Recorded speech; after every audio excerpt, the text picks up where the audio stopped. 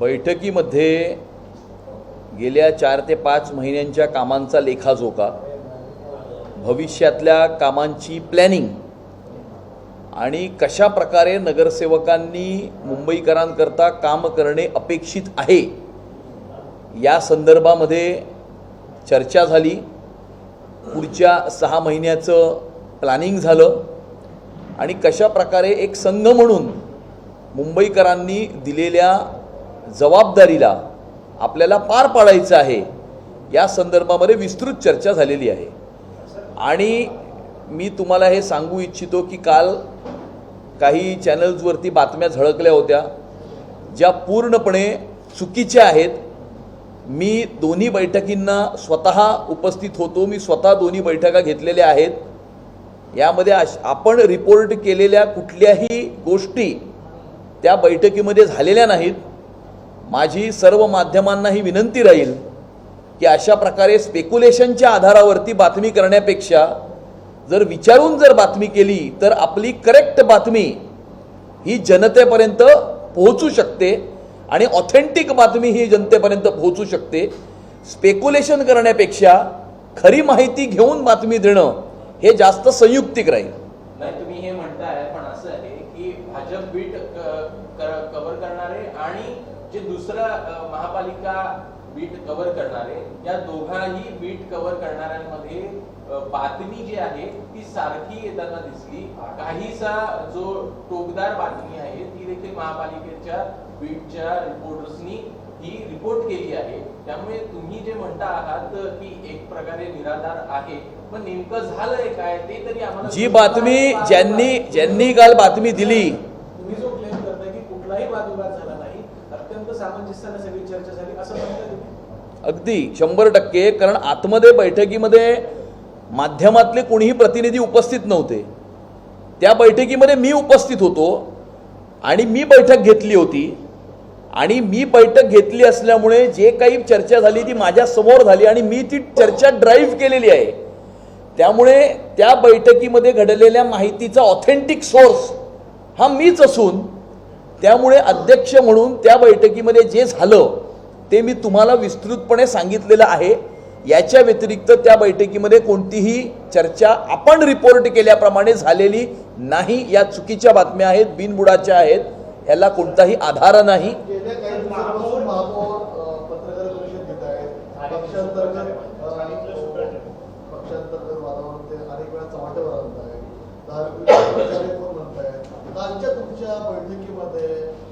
शिक्षण समिती अध्यक्ष राजश्री वाडकर असतील, महापौर असतील, त्यांचा आमची संवाद झाला की नाही झाला? मी तुम्हाला परत एकदा सांगतो, मगाशीही मराठीतच बोललो होतो, आता मी मराठीतच बोलतो आहे की आपण रिपोर्ट केल्याप्रमाणे कोणतीही गोष्ट घडलेली नाही, नंबर 1।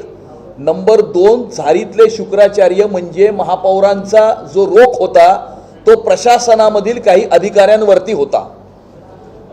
शिक्षण समितीच्या संदर्भात जे पत्र व्हायरल झालं त्यानंतर महापौरांनी जवळपास तासभराची पत्रकार परिषद घेतली, त्यामध्ये त्यांचा रोख नेमका कुठे होता? प्रशासनावरती होता। तो रोख प्रशासनावर होता। आपण त्याचं काहीही इन्फरन्स काढू शकता आणि त्यामुळे आपला इन्फरन्स काढण्याचं स्वातंत्र्य तुम्हाला पूर्णपणे आहे, परंतु जे खरं आहे, जे ऑथेंटिक आहे हे मी तुम्हाला अध्यक्ष म्हणून सांगतोय। प्रशासनाच्या अधिकाऱ्यांवर तुमच्याकडनं काही कारवाई होणार आहे का? हे सगळं जे होतं आहे ते मुद्दामून ठरवून केलं जात आहे अशा प्रकारचा आरोप पण महापौर यांच्याकडनं होताना दिसलेला होता। नाही, नक्कीच काही गोष्टी प्रशासनाकडून ठरवून केल्या जात असतील आणि याचं मुख्य कारण हे आहे की प्रशासनातले काही अधिकारी असतील किंवा विरोधी पक्षातील काही नगरसेवक किंवा नेते असतील, स्टँडिंगमधलं अंडरस्टँडिंग बंद झाल्यामुळे अनेकांचा तिळपापड झालेला आहे, अनेकांच्या तळपायाची आग मस्तकात गेलेली आहे, अनेक जण फ्रस्ट्रेट झालेले आहेत, अनेक जण आमच्या नेत्यांना प्रायव्हेटली येऊन भेटून काहीतरी पूर्वीसारखं सुरू करा म्हणून विनंत्या करत आहेत। परंतु मुंबईकरांना दिलेल्या वचन पूर्ण करण्यासाठी, वचनपूर्ती करण्याकरता अशा प्रकारचे कितीही फेक नरेटिव्ह पसरवले, अशा प्रकारच्या किती खोट्या बातम्या आणल्या गेल्या, अशा प्रकारचे कितीही बिनबुडाचे आरोप झाले तरी पारदर्शकतेने प्रशासन चालवण्याचा आमचा निर्धार आहे. आणि अशा प्रकारे वाद समोर आणून किंवा बिनबुडाचे आरोप करून किंवा फेक नरेटिव्ह पसरवणाऱ्यांना मी सांगू इच्छितो की आपण कितीही टोकाचा फेक नरेटिव्ह पसरवलात किंवा आरोप केलेत तरीही स्टँडिंग कमिटीची कोणतीही अंडरस्टँडिंग सुरू होणार नाही. पारदर्शकतेनेच कारभार चालेल. सर्व खरेदी ही जेम पोर्टलवरतीच केली जाईल. आणि त्यामुळे काही लोकांना अपेक्षित आहे, काही लोकांचे मीटर बंद झाले आहेत, ते मीटर पुन्हा सुरू होणार नाही. फेक नरेटिव्ह ज्या पद्धतीने पसरवलं त्याला उत्तर देण्यासाठी तुम्ही काल काही सूचना दिल्यात का? फेक नरेटिव्हला काही नाही, अगदीच जे खरं आहे, जे गेल्या 6 महिन्यांमध्ये गेल्या 25 वर्षामध्ये झाली नाही अशा प्रकारची कामं जी गेल्या 6 महिन्यामध्ये करण्याचा प्रयत्न झालाय. 1200 कोटीचे टेंडर रद्द झाले, जेम पोर्टल आणलंय, मुलांकरता कॉन्स्टिट्यूशनल व्हॅल्यूचा अभ्यासक्रम राबवण्यात येत आहे. ही ज्या काही चांगल्या गोष्टी, कालच मलबा पोर्टल ही लॉन्च झालेलं आहे महापालिकेचं, त्या चांगल्या गोष्टी आहेत त्या मुंबईकरांपर्यंत पोहोचवण्याच्या सूचना सर्व नगरसेवकांना देण्यात आलेल्या आहेत. सर, तुम्ही म्हटलं की अंडरस्टँडिंग जे आहे ते होणार नाही. मग काही लोक जे आहे ते अंडरस्टँडिंग करण्याचा प्रयत्न करतायत का? आणि ते अंडरस्टँडिंग होत नाही त्यामुळेच बदनाम भाजपला नाही, 100% काही लोक अंडरस्टँडिंग करण्याचा प्रयत्न करतायत. मला स्वतःला विरोधी पक्षातल्या 2 नेत्यांनी फोन करून या गोष्टीची विचारणा केली होती. त्यांना मी साफ नकार दिला होता. आमच्या सभागृह नेते असतील, स्टँडिंग कमिटी चेअरमन असतील, यांनाही विविध माध्यमातून अप्रोच करण्याचे प्रयत्न सुरू आहेत. आम्ही अशा प्रकारच्या गोष्टी करण्याला स्पष्टपणे नकार हा दिलेला आहे. कारण मुंबईकरांना दिलेल्या वचनाशी आम्ही कटिबद्ध आहोत. आणि त्यामुळे पारदर्शकतेने प्रशासन चालवणं आणि स्वच्छ कारभार देणं हे आमचं उद्देश असल्यामुळे अशा प्रकारच्या कुठल्याही गोष्टींना आम्ही भीक घालणार नाही. पण नेते कोण होते? नेते कोण नेते होते? कोणत्या पक्षातील ते नेते होते? ते मी माझ्या वरिष्ठांना सांगितलेलं आहे. बैठकीतल्या गोष्टींच्या अगोदर ज्या बातम्या समोर आल्या त्या पूर्ण बैठकीतल्या झालं ना, सांगितलं. ज्या आल्या सर एक प्रश्न, त्या पूर्णतः खोट्या असल्याचं तुम्ही आता म्हणालात. त्यातून अजून एक बातमी अशी देखील समोर आली की पालिकेतल्या कथित जे काही अंतर्गत वाद आहेत ते सोडवण्यासाठी कोऑर्डिनेशन कमिटी स्थापन करण्यात आली आहे. कोणतीही कोऑर्डिनेशन कमिटी अशा प्रकारची स्थापन करण्यात आलेली नाही. कारण अशा प्रकारचे कोणतेही वाद नाहीत. ते वाद तुमच्या मनामध्ये असतील, परंतु अशा प्रकारचे कुठलेही वाद नाही आहेत. आणि काम करत असताना मतभेद होऊ शकतात. 2 मतभेद म्हणजे एखादी गोष्ट जर करायची असेल त्या करण्याचे 5 वेगवेगळे माध्यम असू शकतात. मला वाटू शकतं की हे माध्यम आहे, त्यांना वाटू शकतं हे माध्यम आहे. हा वाद नसतो किंवा आपण रिपोर्ट केल्याप्रमाणे खडाजंगीही नसते. आणि त्यामुळे कृपया पुन्हा एकदा माझी माध्यमांना विनंती आहे की अशा प्रकारे बातम्या देण्याची आधी आमच्याशी जर चेक केलं तर तुम्हाला ऑथेंटिक इन्फॉर्मेशन, करेक्ट इन्फॉर्मेशन या संदर्भातले आम्ही देऊ. एक शेवटचा प्रश्न, माझगावमध्ये ज्या पद्धतीनं गणपतीची रॅली जात होती त्यावरती अंडी जे आहे ते फेकण्यात आले, त्यावरनं वाद जो आहे तो काल परवा पाहायला मिळाला होता. कसं बघता याकडे? कारण माझगावमध्ये गणेशोत्सवाच्या मिरवणुकीमध्ये एका गणपती बाप्पाच्या मूर्तीवरती अंड फेकण्याचा प्रकार हा समोर आलेला आहे. या संदर्भामध्ये मुंबईच्या पोलीस आयुक्तांशी तसेच स्थानिक DCPशी आमचं बोलणं झालेलं आहे. या संदर्भामध्ये त्यांचं पूर्ण इन्व्हेस्टिगेशन हे आज सायंकाळपर्यंत पूर्ण होऊन यामध्ये FIR ही अज्ञात इसमांच्या विरुद्ध रजिस्टर करण्यात आलेलं आहे. परंतु ते अज्ञात इसम कोण होते याच्याबद्दल इन्व्हेस्टिगेशन आजपर्यंत पूर्ण होऊन उद्यापर्यंत जे आरोपी आहेत ते समोर येतील. आणि मला असं वाटतं की ज्या प्रकारे देशामध्ये अराजक पसरवण्याचा प्रयत्न विरोधी पक्षाकडून केला जात आहे, अँटी इंडिया फोर्सेसला हाताशी धरून विरोधी पक्ष अनार्की किंवा अराजकता पसरवण्याचा प्रयत्न करीत आहे.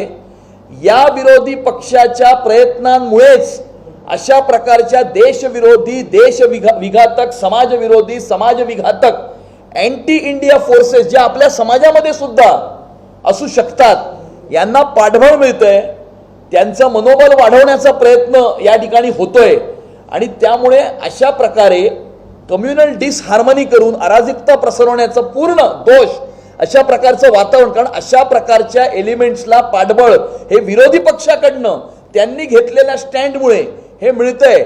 आणि त्यामुळे अशा प्रकारच्या घटनांचं पूर्ण त्याची जी जबाबदारी आहे ती काँग्रेस पार्टी असेल, उभाटा असेल किंवा इतर जे काही विरोधी पक्ष असतील त्यांची आहे. कारण त्यांनी स्वतःचं संपलेलं राजकीय अस्तित्व पुन्हा एकदा जिवंत करण्याकरता अँटी इंडिया फोर्सेसचा हात पकडलेला आहे आणि त्यांचा पाठिंबा मिळवलेला आहे. सर, एक प्रश्न असा आहे, सर, एक गोष्ट आहे की मुख्यमंत्री देवेंद्र फडणवीसांच्या सातत्यानं दिल्लीच्या वाऱ्या होत आहेत. त्या अनुषंगाने असं एक अपडेट समोर येते की मुख्यमंत्र्यांची केंद्रीय पार्लमेंटरी बोर्डामध्ये नियुक्ती केली जाऊ शकते, त्यांना तिथे केलं जाऊ शकतं, त्याबद्दल काय? हा केंद्राचा विषय असल्यामुळे, हा विषय माझ्या अखत्यारीचा बाहेर असल्यामुळे त्यावरती भाष्य मी करू शकत नाही. आपला वर्ष पूर्ण झालेलं आहे मुंबई अध्यक्षपदाचं. एक वर्ष कसं होतं मुंबई तुम्हाला? अध्यक्ष म्हणजे वर्ष कसं होतं? नाही, केंद्रीय भारतीय जनता पार्टीने तसेच राज्यातल्या भारतीय जनता पार्टीच्या नेतृत्वानं आणि तमाम भारतीय जनता पार्टीच्या कार्यकर्त्यांनी जी जबाबदारी अध्यक्ष म्हणून माझ्यावरती टाकली, ऐतिहासिक आणि गेल्या 42 वर्षामध्ये झालं नाही असा भारतीय जनता पार्टीचा महापौर या मुंबईच्या महानगरपालिकेमध्ये विराजमान झाल्याच्या नंतर गेल्या 6 महिन्यामध्ये मुंबईच्या महानगरपालिकेमध्ये क्रांतिकारक आणि आमूलाग्न बदल आणण्याचा प्रयत्न भारतीय जनता पार्टीच्या माध्यमातून हा करण्यात येत आहे. आपण पाहिलं की कशा प्रकारे 2000 अनधिकृत बांधकामही फक्त 4 महिन्यामध्ये महापालिकेने निष्कासित केली, 1400 कोटीचे टेंडर्स रद्द केले, जेम पोर्टल हे आणलं, कॉन्स्टिट्यूशनल व्हॅल्यूजचा अभ्यासक्रम इंट्रोड्यूस करण्यात येत आहे, मुंबई महानगरपालिकेची पहिली AI आणि रोबोटिक्सची लॅबोरेटरी असणारी शाळा याचं उद्घाटन पुढच्या महिन्यात होणार आहे. त्यामुळे क्रांतिकारक अशा प्रकारचे बदल जे घडवण्यात आलेले आहेत, अजून खूप काम करणं बाकी आहे.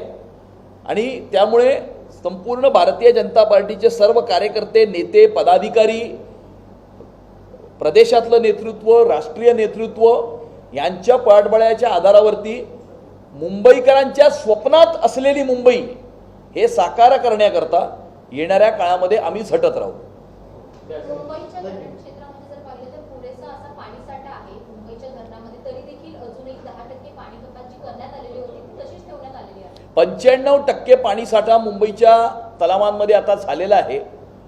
परंतु अजूनही पावसाळ्याचे पुढचे म्हणजे 30 आणि समजा 35 दिवस मॉन्सूनचे बाकी आहेत आणि पुढच्या 35 दिवसामध्ये कशा प्रकारचा पाऊस पडेल याचा अजून अंदाज येत नसल्यामुळे खबरदारी प्रिकॉशन म्हणून अजून 10% वॉटर कट हा प्रशासनाने कंटिन्यू ठेवलेला आहे.